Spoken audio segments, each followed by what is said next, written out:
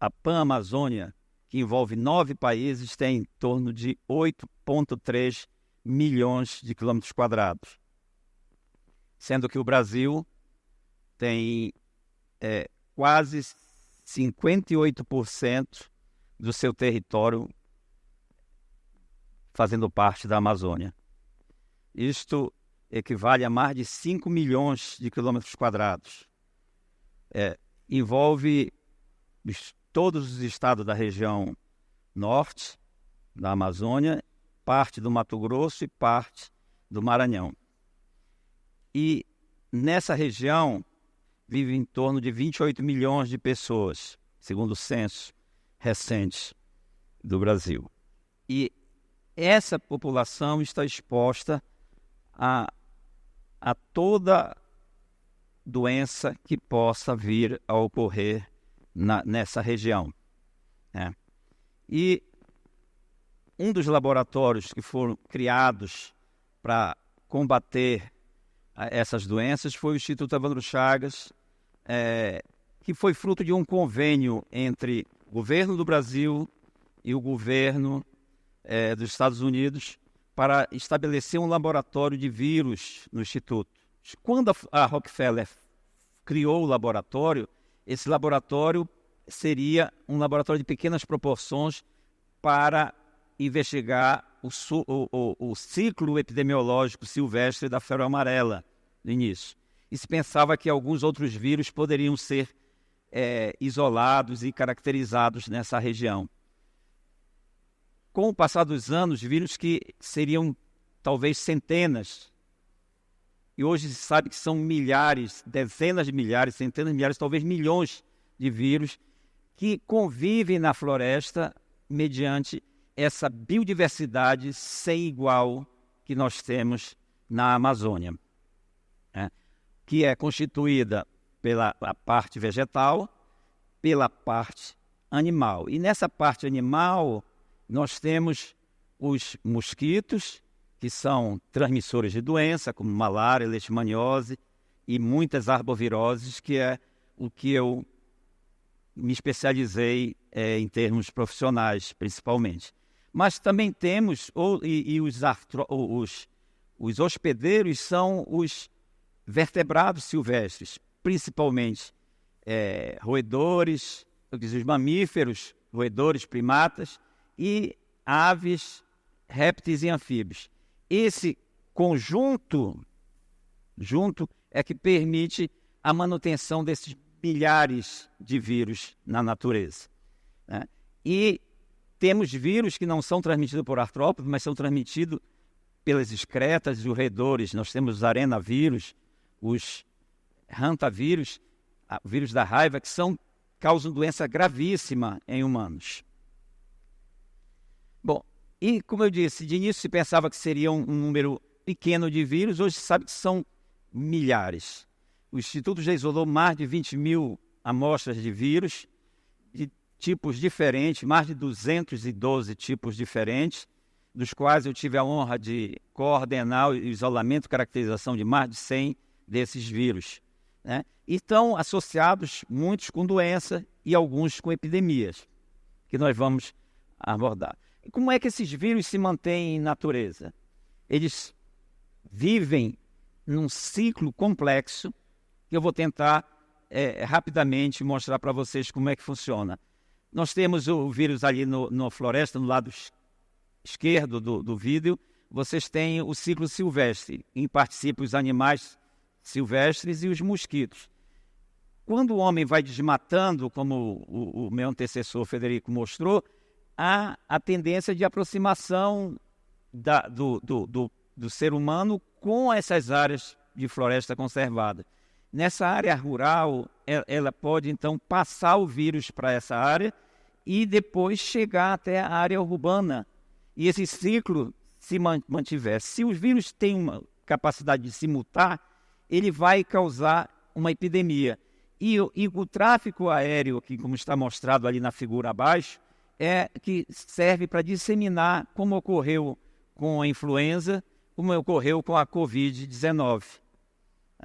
E ao lado aqui direito, nós temos um ciclo dos vírus principais que ocorrem na Amazônia e no Brasil que são transmitidos por um mosquito, que é o Culex, mas que transmite um monte de vírus para essas aves, que são, de modo geral, os hospedeiros, e também para humanos, eventualmente. Falando em vírus, a febre amarela, que é um vírus que foi o primeiro dos vírus importados da África, né? Depois tivemos o dengue, o zika, o chikungunya, e podemos ter vários hoje pelo comércio e pela facilidade que uma pessoa se desloca em menos de 24 horas de um ponto do planeta para o outro. Ele também leva de um ponto a outro do planeta também os vírus. E a febre amarela causa uma doença na área urbana, que está extinta entre nós há várias décadas, mas sempre tem um risco, e no meio da floresta acomete os macacos. E os macacos do Novo Mundo, eles morrem de febre amarela. Eles morrem porque a relação do vírus com esses animais é muito recente, são 350 anos, enquanto na África os animais não morrem porque a relação são de milênios, né? E como é que a gente estuda esses vírus? É fazendo coleta de mosquitos, coleta de animais, após autorização do ICMBio e da CEUA, né, as comissões de ética de uso de animais. E uma das coisas que são muito importantes de a gente mencionar é que os projetos chamados de desenvolvimento, eles resultam em problemas. E aí nós temos, por exemplo, a abertura de estradas, que vai facilitar o assentamento, mas também a destruição da floresta, para diversos propósitos, a construção de hidrelétricas, o processo e exploração mineral. Vamos falar rapidamente de dois. O manejo inadequado dos ecossistemas naturais na Amazônia brasileira está provado, isso foi um artigo publicado em 2001, que milhares de vírus circulam em áreas. Nós isolamos centenas de vírus novos da região de Tucuruí e capturamos mosquitos que normalmente nas viagens duram em torno de 15, 10 mil mosquitos por viagem, geralmente de 2 semanas. Em 5 dias, durante o enchimento do lago reservatório, nós capturamos mais de 1 milhão de mosquitos, mostrando e vários vírus foram isolados dessa área, alguns causando doença. Outro importante projeto, que é o de Carajás, que foi descoberto em 67, o Instituto faz estudos desde 78, e nós temos o número de vírus isolados é enorme, como vocês veem aí, os principais. Inclusive, em azul aparecem os vírus que são isolados de humanos, né? E nos 4 grandes projetos da Serra de Carajás. E alguns vírus desses que são isolados em Carajás, são isolados aqui em Manaus, em Belém e em toda a Amazônia, como o Oropouche e o Maiaro, são vírus que têm uma disseminação que afeta muito a população. E os vírus sofrem mutações e o desmatamento ajuda nisso. Pode ser, quando temos um desmatamento na Amazônia ou hidrelétricas, o que ocorre? Podemos ter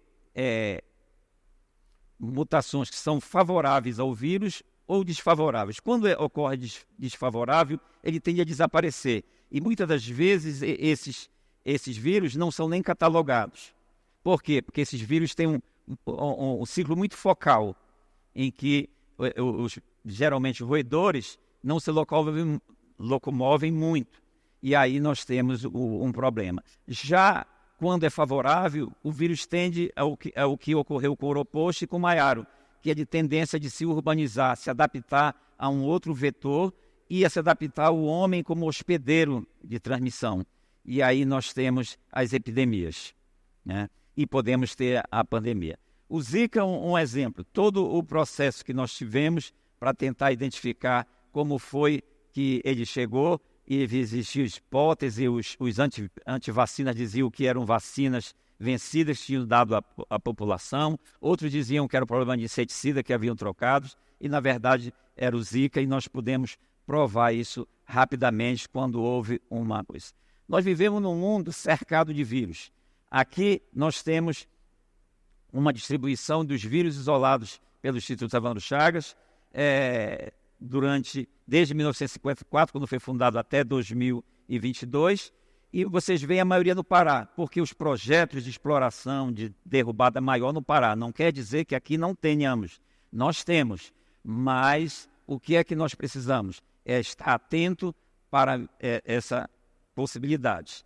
E, claro, que a globalização associada com as alterações climáticas, mudanças climáticas, o desmatamento, as explorações minerais, a exploração derrubada para agropecuária, para soja, para tudo, vai contribuir. E nesse estudo que nós publicamos nos primeiros 15 anos desse século, nós mostramos que houve um aumento das epidemias por arbovírus, e em vermelhos estão os vírus que entraram no Brasil ou que se tornaram, reemergiram no Brasil como causa de doença, coisa. E o impacto dessas epidemias só tende a crescer por conta de que os custos também vão aumentar.